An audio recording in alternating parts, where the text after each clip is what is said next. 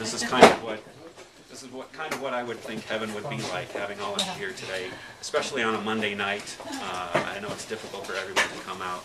I sure appreciate it. It's obviously been a moving and uplifting event for me already. I'll do my best to make it a moving and uplifting event for you. And thanks to Alonso, I'll try to retain my voice at the same time.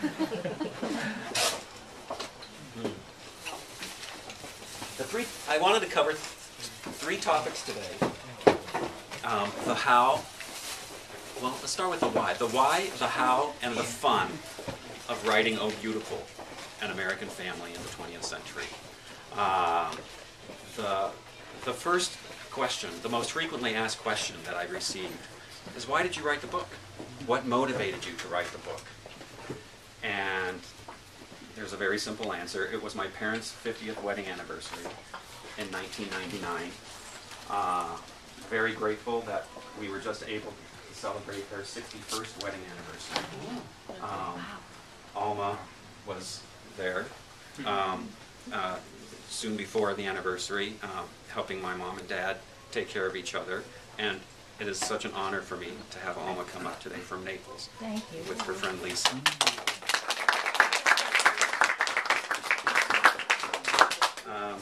And back in 1999, when my parents had their anniversary, my siblings gave me the assignment of compiling all of our anniversary tributes to Mom and Dad. And Bill was there to take photographs at the anniversary. That exercise proved to be very revealing to me, because I could see how each one of us 6 kids in the family was really grappling with the mystery of how this man and woman, who were so diametrically opposite from each other in so many ways, had nonetheless managed to stay together all those years.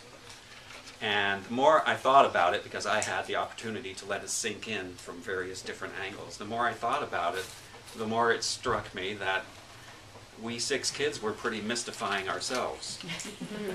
Because no matter how different we were from one another, from the Oliver North son to the Hillary Clinton daughter, who is here sitting in the front row, my sister Cheney.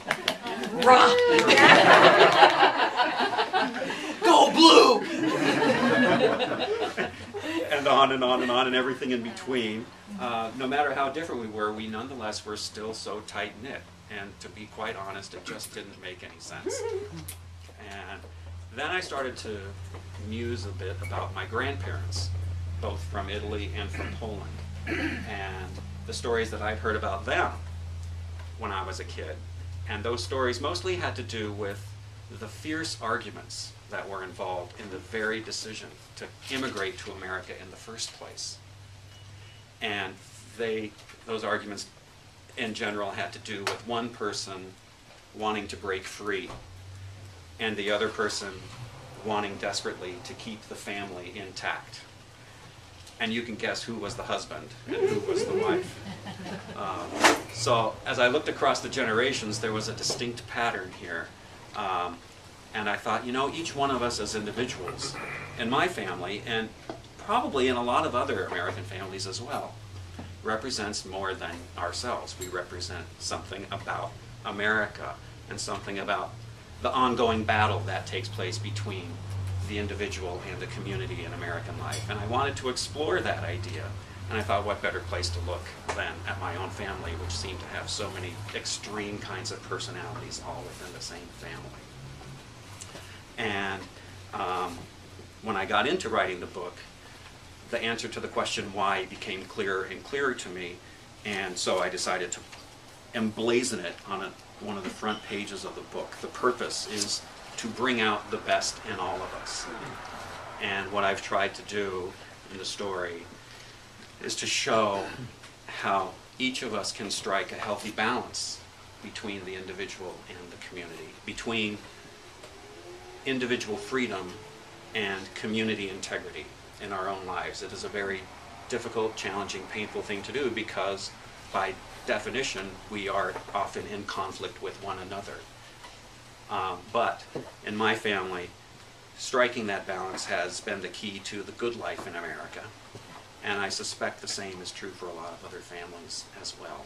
And so I wanted to at least give a few examples of how that can be done and how we can work through our own differences. That's the why.